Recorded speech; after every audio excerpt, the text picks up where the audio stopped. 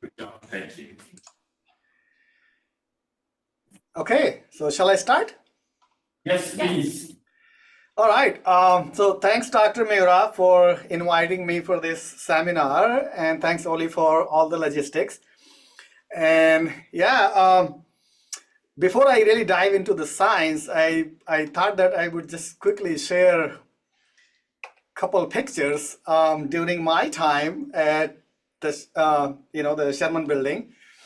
And I don't know how many of you actually know this. And since I'm not seeing the room, so please feel free to stop me anytime. But I am one of the NREM graduates. I started my PhD journey in the same room where you are probably sitting right now in 2006. And my office was in Sherman 242, right? So this is my lab group back then, led by Professor Ali Ferris, who is no longer there with NREM anymore. I think he moved to Texas.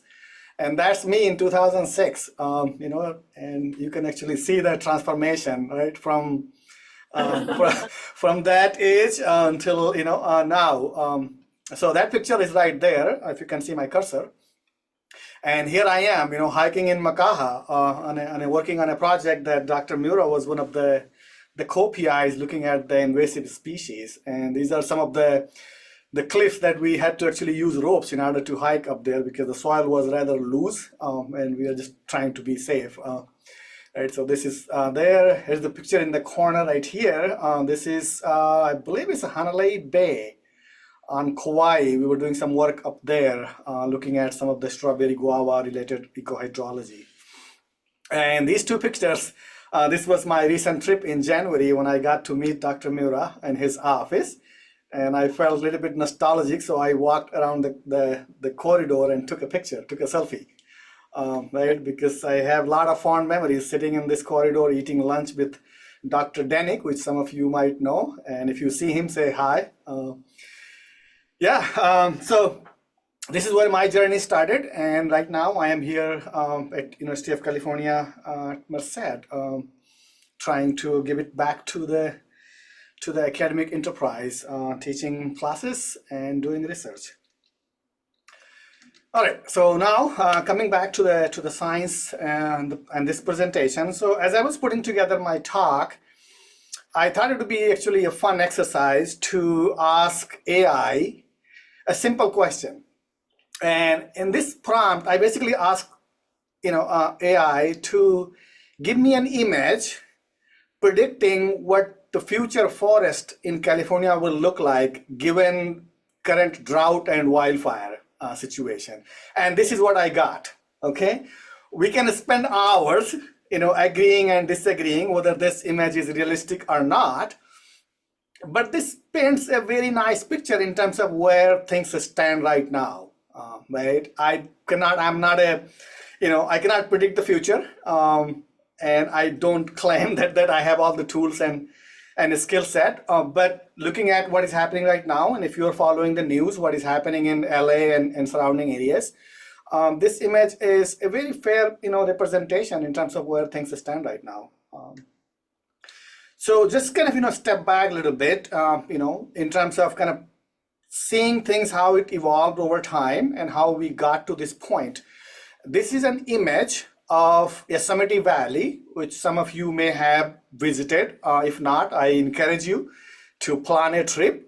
Just let me know and I will be happy to host you because I'm just right outside of Yosemite Valley, just 2 hours drive from Yosemite. And this is a picture of Yosemite Valley taken in 1899 on the left side. And then from the same location, the picture was taken in 1961. And if I ask you, what do you notice in these two images? For me, it's really the number of trees that you see, right? The density of the forest that has changed over time. And the reason behind this change is the way our the forest management or fire management rather has evolved over time. So going back to the gold rush time, right, when people started migrating towards the west, people came to California, started, mining for gold and other, essential metals and minerals. people started building houses and they started living in the mountains, right? So the Forest Service came with this, rather kind of, draconian, policy that all the wildfires that start must be put off by 10 a.m. next day, right? So basically what they did, they took the fire, the natural fire, out of the forest, right? So now the forest is not recycling itself and not managing itself, right? The people have started intervening into the system so that ecological balance is no longer there, which basically amplified the growth of the forest, where the trees basically started establishing the new kind of the establishment, and then since there was nothing that can naturally thin those forests, the forest started overgrowing. So that's the 1899 and 1961, and I was just looking through the internet. It's like, what does this site look like now? And this is the image that I came across. This picture was taken in 2013. Again, it's not from the same location, but it gives you a perspective in terms of where things are headed, right? More and more trees, and then our forest is getting denser and denser. And this image is really not an isolated case. If you look at our forest density throughout the state, and this is the work done by Patrick McIntyre, published in 2015. He documented, looking at the FIA database, look at the tree density in these Forest Service long-term monitoring plots between 1930s and 2000s. And he documented that our tree density has increased between these two time periods by 40%. But he also reported that the average basal area has declined by 20%. So what does that mean? It means that we have more trees, but the actual size of those trees are smaller. So you can think of like, more straws in the ground, sucking up, water and competing for all the resources that's there. So, more trees, but those trees are smaller, rather than having, fewer and bigger trees.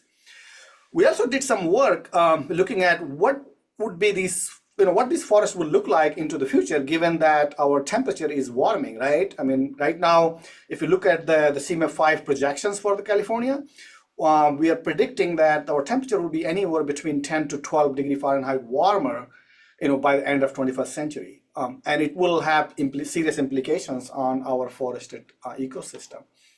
So we did this modeling just to kind of, ask a simple question: how much more water our forest will need? And the answer, like everything else in science, the answer basically, it depends, right? How you actually set up your model.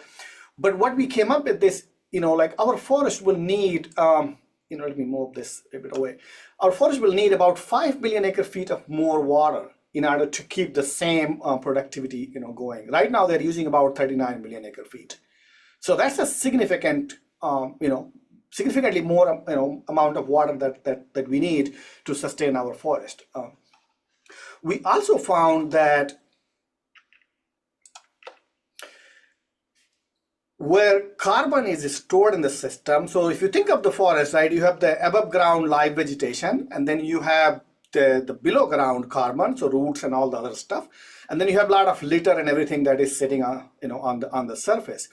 So what we found in this exercise, that a lot of the carbon is actually going to be above ground as opposed to below ground in a warmer climate. And it has serious implications in terms of wildfire and other things, right? Because in order to minimize the wildfire risk, we want more of that carbon in the subsurface, in the below ground, right? Because that's more stable.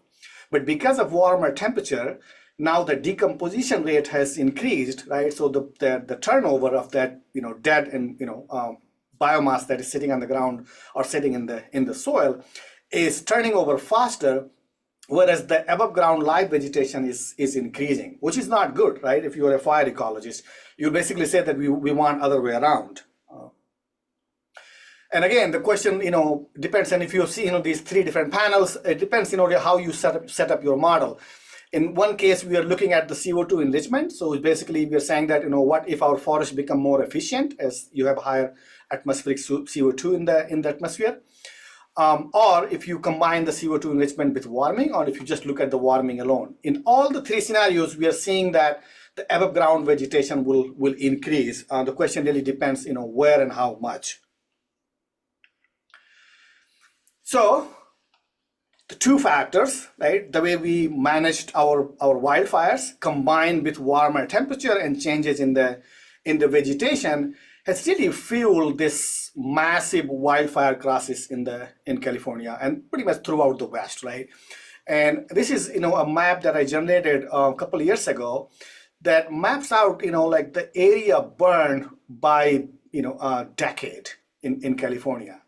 And one thing that you notice that as you go come closer to the 2010 2020, you see that pretty much it's very difficult to find a place that has not burned in the state, right? And some of the statistics, like 14 out of the top 20 largest wildfires in California occurred since 2010. And again, this statistics was generated 2 years before. Some of the numbers may have changed, but not on a good side, probably in a more bad side of things. And the impact of that, of course, it has serious implications for life and property. And this is, an image. This was a fire that happened in 2021, I believe. This is sorry, I'm missing the missing the name of the fire. But this was the just north of the American River watershed, and you probably have seen similar pictures coming out of the LA fire as well, where a lot of the houses got actually burned down. And in the forested areas, what you were saying is this really the shift in the ecosystem, right? This is an image taken from the American River watershed, where before the fire this was all mixed conifer, and after the fire you see that this is all taken over by the shrubs, right? So you have the whole ecosystem shift from mixed conifer forest to shrub, and it has implications for both the ecological as well as hydrologic. Right? And it's not only about the shift in the ecosystem. It has downstream trickling effect. Right? So every time when you get a wildfire, right, it basically burns down the vegetation, and once you lose that canopy, that vegetation that holds the soil and everything, the soil gets loose and the water quality deteriorates. And in some cases, if you're lucky, it also generates a lot more runoff and flooding, right? So, all right. So what the question really, if you talk to managers or land managers and both the private landowners as well as the federal and state agencies, everybody's talking about, okay, so we got into this situation knowingly and unknowingly, but what can we do about it, right? And there's this serious discussion in California and throughout the West in terms of bringing this kind of active forest management to our toolbox and trying to bring the forest back to the way they were pre-wildfire suppression era, right? So this is an image of a restored forest. This is what it looks like after you do the work. It looks very messy, but it's trust me, this is what we need in order to fix the problem once and for all.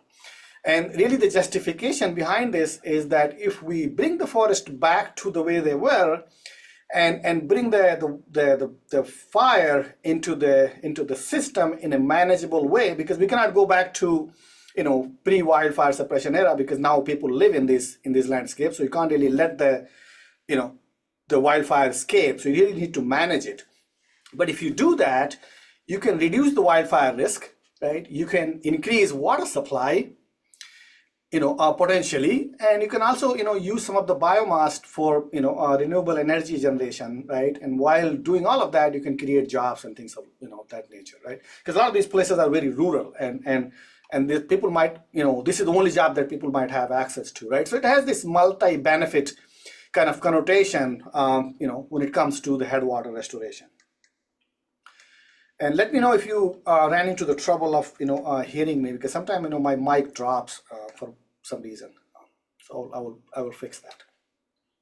So as a scientist, so that's the management side of things, right? But as a scientist, our really interest is not in getting things done, although that is important. But we are more driven by the science question, right? And some of the questions that I will try to address in this talk is like, how often do we need to do these treatments, right? Because if you walk into this forest and you manage it, you thin the forest or you bring prescribed fire, how often do you have to do it? Because the forest naturally is going to grow back. So this is not a one-time thing, right? And then can prescribed fire alone fix our overcrowded forest, or we need multiple, tools, right, to get, over this issue? And the second question is, can active management promote carbon sequestration by reducing wildfire emission and enhancing the natural capacity of the forest to store carbon? Because, I don't really preach you guys, if you already know this, right? The water and carbon, they go hand in hand. The forest is sequestering carbon, but it needs water, right, to do the photosynthesis, right? And if you cut one of those, two things out, then you're going to impact, the another, right? So if your goal is to, basically, take the tree down, so you are, reducing the carbon sequestration, which basically means that the tree is no longer using water, right? So it's kind of like a trade-off between the two. And then the third question, how is water made available from fuel treatment partitioned to forest health and stream flow, right? So if you cut a tree in the forest, that tree is no longer using water, so what happens to that water? Does that water flows downstream and hits the river? Or that water gets used by the remaining trees in the neighborhood, right? And then, managing forest has some negative connotation to it, right? Because people don't like, changes to the natural ecosystem. People, who hike and people who live in this area, they tend to want to keep things the way they are. Nobody likes to, change, especially if you show the kind of image that I showed you earlier, that looks messy, right? A lot of ground disturbance and things like that, right? So people don't like it. So we're really interested in kind of understanding how the people's perception is changing in terms of forest management as a multi-benefit solution or a tool. All right, so let's go over these questions one by one.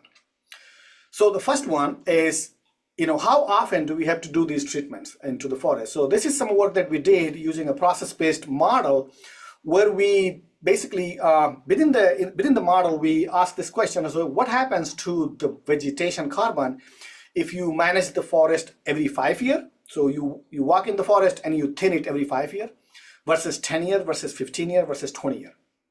Right? So in the top panel, it's showing the vegetation carbon, right? So that's the live vegetation. And in the bottom panel, it shows the litter carbon. So what we see here is so the red line is managed, condition, and then the blue is the natural condition. So if you do nothing, the live vegetation I showed you earlier in the results is going to build up because the temperature is getting warmer, and then the forest is becoming more and more productive, which is not good. That's not what we want. We want the live vegetation to become stationary, and in some cases we want that to go down in order to bring it to some manageable condition. So what we see here is the 5 year is is bringing the live vegetation down, but it comes back to maybe lower than where currently things are, right? So if that's the goal, then the 5 year would work. If your goal is to bring the vegetation back to the way they were in 1960, then you have to manage it every 5 years. So you have to thin the forest every 5 years. And if you want to stabilize it, it seems like the 10 year is kind of sweet spot, 10 and 15 year, right? Where, you don't have to do frequently because these things are expensive, right? So if you have to go walk into the forest every 5 years and do the management, it's very expensive. So you don't want to, overdo it. But also you want to do it in a frequent enough so the vegetation is not building up, right? So based on these results, what we're seeing is that the 10 to 15 year is kind of sweet spot where you have to do this thinning, in order to keep the vegetation to a sustainable level, and both the vegetation carbon as well as the litter carbon. If you go for the 20 year, then the vegetation continues to build. All right. So now, if you ask the question, is thinning alone going to fix the problem, or do we need to bring the thinning combined with prescribed fire? So what I am showing here is change in the live fuel, right? So this is the live vegetation on the top panel, and each bar is 5, 10, 15, 20 year interval, right? And then this one is the dead fuel, this is the soil carbon, and this is the total carbon change. And on the x-axis, these are the different permutation and combination. And there are so many questions, so many unknowns, right? So as a scientist, we are throwing everything, asking this question, what if? So if you basically just use the thinning with no prescribed fire, this is what we get. The live fuel will decline, but the dead fuel increase. Okay? But we don't want the dead fuel to increase because that's a fire hazard. Okay? So the next question is, what happens if we introduce the prescribed fire? So if you bring the prescribed fire, then the dead fuel goes down, right? So the live vegetation, live fuel is going down, the dead fuel is going down, but then the soil carbon is increasing, right? With the net effect of, total carbon loss. But in this case, we are not taking any biomass out. So what happens if you burn, you thin the forest and then you burn it, then you're basically putting all that carbon back to the atmosphere, right? So it's not sustainable. So what happens if you take some of those biomass out and use it in something that is going to sequester that carbon as opposed to burning everything, right? And mind you, the size of trees that we are cutting are very, very small, right? So they don't really have a lot of timber value, okay? These are not, big kind of, logs that will come out of this forest. So you have to be very creative in terms of how you're going to use that forest biomass. You can use it as a biochar, you can use it as kind of engineered wood or some other type of application, but they are not, in itself going to be, useful for, let's say construction and lumber uses. So if you take the biomass out, right, and then, apply the prescribed fire versus no fire, that seems to be kind of, the sweet spot where the dead fuel is decreasing, our live fuel is decreasing, our soil carbon is increasing a little bit, and then there's a net, carbon, loss into the system. And what you see here on the right hand side, if you only use prescribed fire, it's not really going to do the job, because you see the prescribed fire alone is not able to lower the live fuel. Okay, so the take-home point here is that we need, a combination of tools.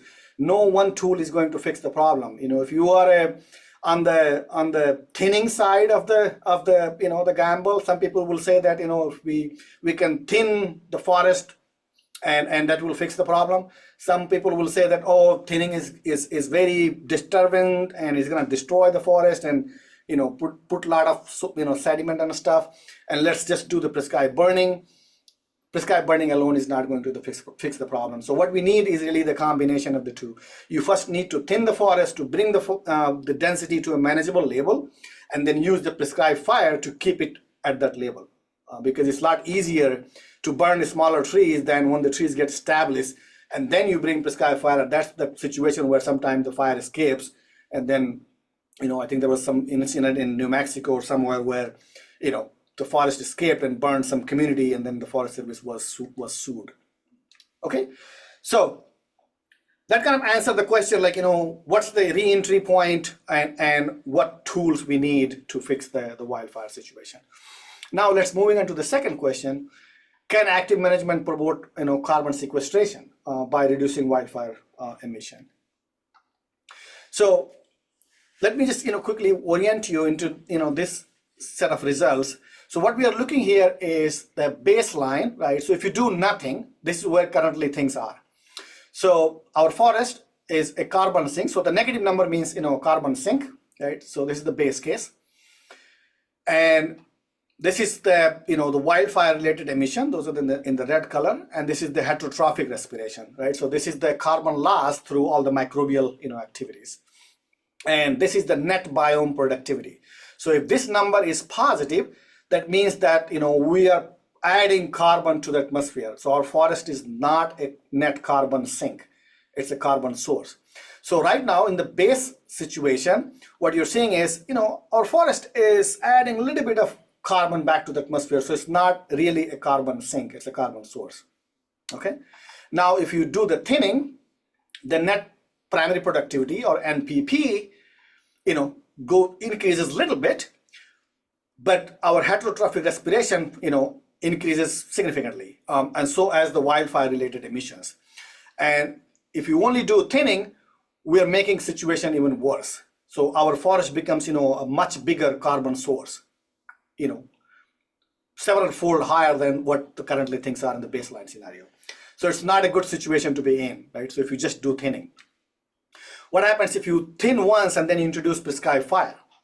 Now in this situation, what is happening is the net biome productivity is about the same, so it remains about, still in the carbon source, but the source of the emissions changes. So now, because all that dead biomass that is sitting on the ground is no longer there, so the heterotrophic respiration goes down, but now you have this new source of emission which is coming from the prescribed fire. So yes, we have reduced the wildfire risk because now the wildfire related emissions have gone down, but now we are adding carbon back to the atmosphere through prescribed fire. So again, not a very good situation, right? When you think about the greenhouse gases and like.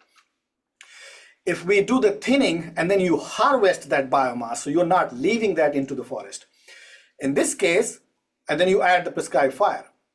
Now, by taking the biomass out, we can, sequester a little bit of carbon, but our forest is still a net carbon source.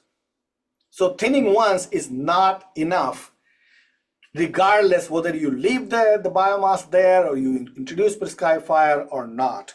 Our forest remains a carbon source.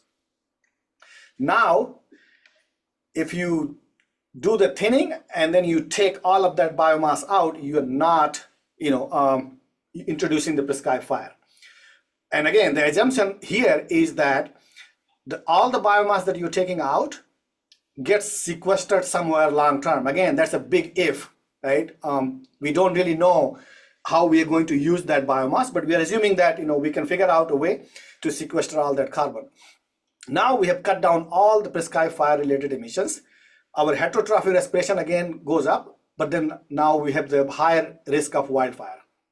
Okay, so now we have fixed one problem, but then now we are introducing a second problem where the risk of wildfire goes up, but our forest has become a net carbon sink. And then the last one, this is really the ideal situation where we want to be, where we are using all the tools in the toolbox. So we are introducing thinning, we are harvesting the biomass as much as we can, and then introducing the prescribed fire. So we are not leaving dead fuel on the ground because that is a wildfire, that increases the wildfire risk. So in this situation, our net primary productivity increases, the heterotrophic respiration goes down, we are introducing a little bit of prescribed fire related emissions, but our wildfire related emissions have gone down. And now our forest is a net carbon sink. Okay, so this is really the ideal situation what we want to be, right? We want to use thinning, we want to use as much biomass as we can and sequester that on the long-term basis, and then get rid of all that dead wood on the forest floor. We don't want to leave it there. Otherwise we're making things really bad. Now if you kind of zoom in a little bit, if you're concerned about just the wildfire, because that the flux in itself was really small, and if you look at if your goal is to just reduce the wildfire risk and don't care about the carbon sequestration, then you have several options. So thinning once plus prescribed fire will bring the wildfire related emissions to the same level as thinning plus harvest plus prescribed fire, or thinning, harvest, biomass removed plus prescribed fire, right? So these three bring the wildfire related risk to the same level, right? But when you combine the carbon sequestration goal, then I think there are some choices here that we have to make. All right, so now let's just do a quick time check. How much time you have? Like 5 more minutes? Yeah. Okay, I'll try to wrap up in like 5 or 6 minutes.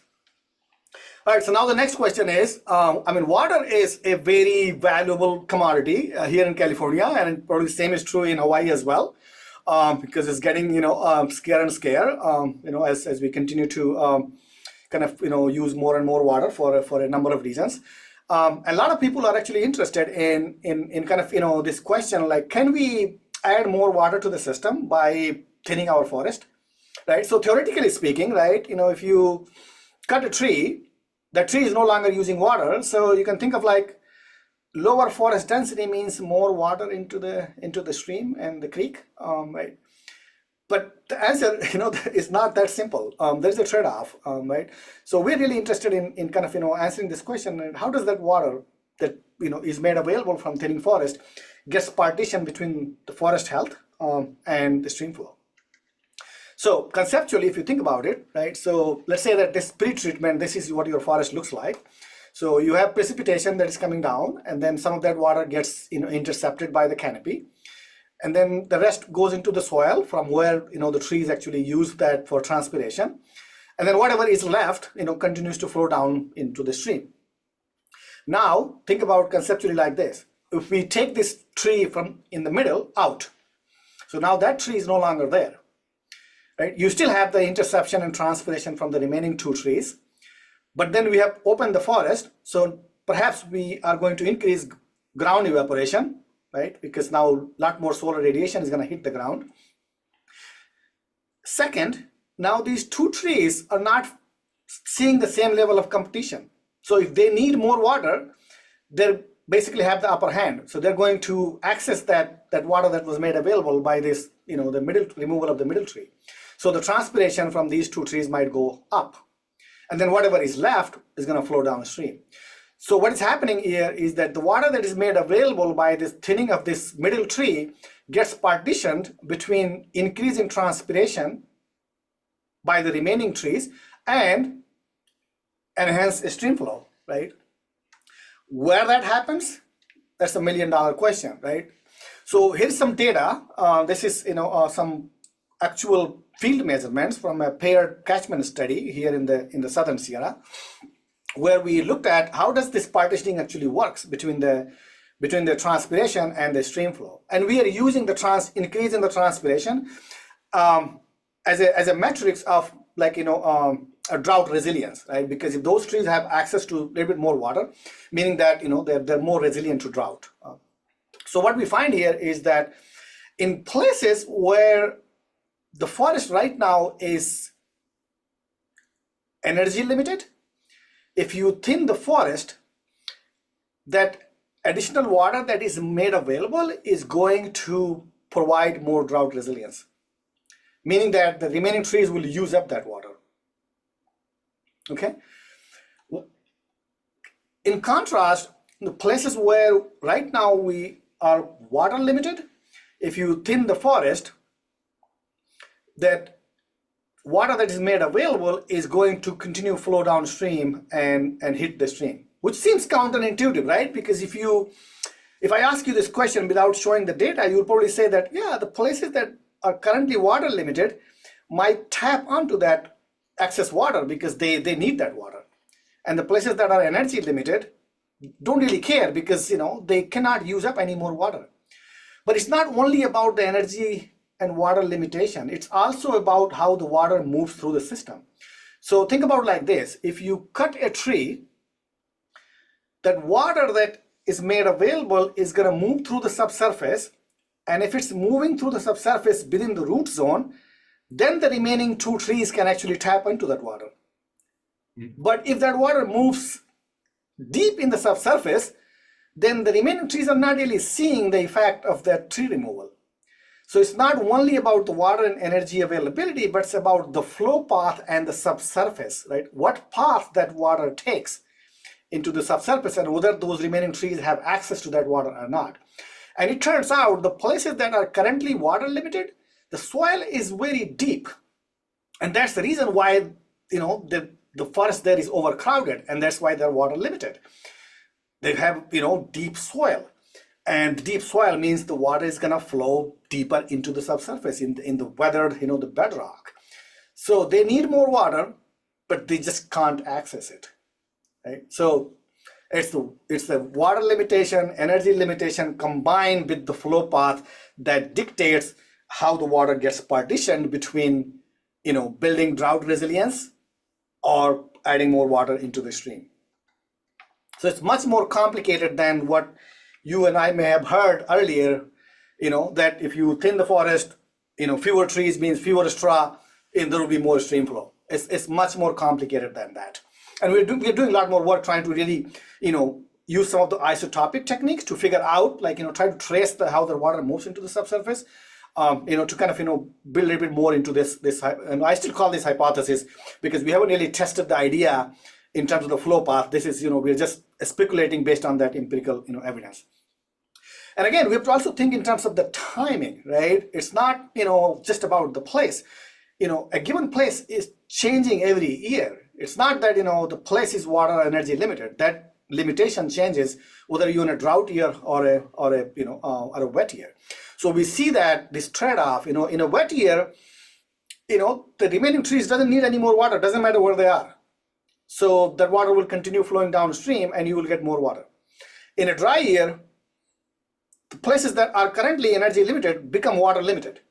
So they will use that water. So every year the response is changing. And then the trade-off, what happens to, so this is the water saving, this is the cut in the transpiration, and how that water gets distributed between the transpiration by the remaining forest versus the stream flow changes as you go from one year to another year. And we can summarize this in a more succinct way. You see that the change in the stream flow, most of the stream flow gains happen in a wet year. But that's not what people want. People want more stream flow in a dry year, right? In a wet year, you already have a lot of water, so who cares, right? But if you look at the transpiration, right, that's the drought resilience, it's happening every year, regardless whether it's wet year or dry year, because sometimes it's the place and sometimes it's the climate, it's the timing that dictates, right? So if anything that is going to benefit from forest management, it's the forest first, because they have the upper hand. They sit up in the water into the water chain, if that is a word, right? The water falls from the sky into the forest, and then they have the upper hand before it hits the stream. Okay, so I'm almost done. The last one is, okay, so people do not like changes to the forest, right? Because they always call that as a timber grab. So how does this perception is changing given all the wildfire and stuff, right? So we did a quick survey. This is some of the kind of the social science related work that we recently started with help from a postdoc. And what we found, again, I don't want you to read through all these numbers, but what we really found is that the perception is changing, and people are slowly understanding the complexity of the system, and trying to really kind of grasp this idea that these multi-benefit managements are really a good thing, because we cannot go back to the way things were, right? It's just not possible. This is like some utopia where people talk, oh my God, we should reintroduce the wildfires, or let the forest burn naturally. It's just not possible, because we don't live in 1800, right? We live in 2025, where people have houses and people have properties and life in this system. So it's not as untouched as it was once. So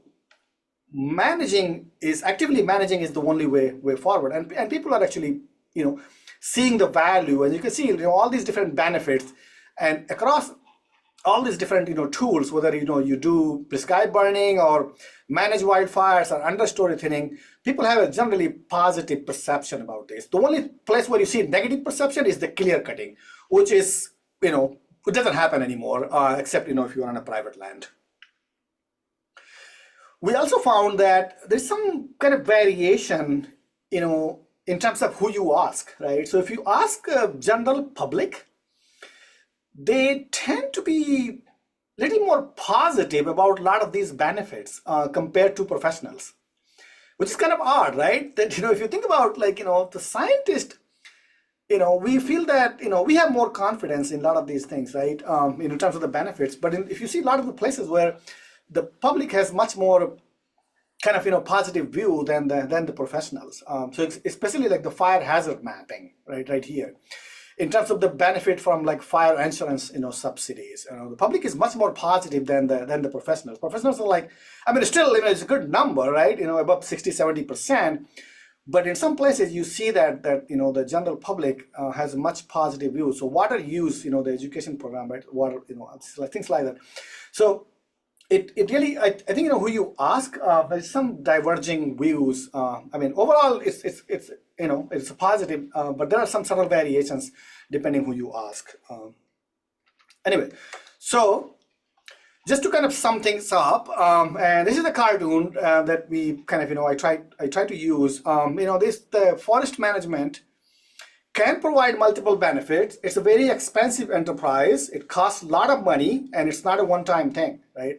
So we really need to figure out how to build, these partnerships that can promote, active forest management as a tool to build watershed resilience and adapt to a changing climate. And as I said earlier, no one tool is going to fix the problem. We really need all hands approach. We need prescribed fire, we need thinning, and we need meadow restoration. We need, beavers. We need all of the tools in the toolbox in order to really fix this problem. And again, a lot of the data that I showed you, and if you are, someone who doesn't believe in models and doesn't believe in what-if scenarios, we really need a lot of, place-based science and data to actually verify some of these numbers, because the models are a good place for hypothesis testing, but this is just a number. And I only ran, even though you probably got overwhelmed in terms of number of scenarios, there are just too many moving parts. And oftentimes they respond in a non-linear way and they interact. So how do we ensure that the numbers that we are generating, hold the litmus test? We need more ground-based research and monitoring to actually verify some of those numbers. So with that, sorry, I probably went a little bit over, but I hope that you found this talk useful.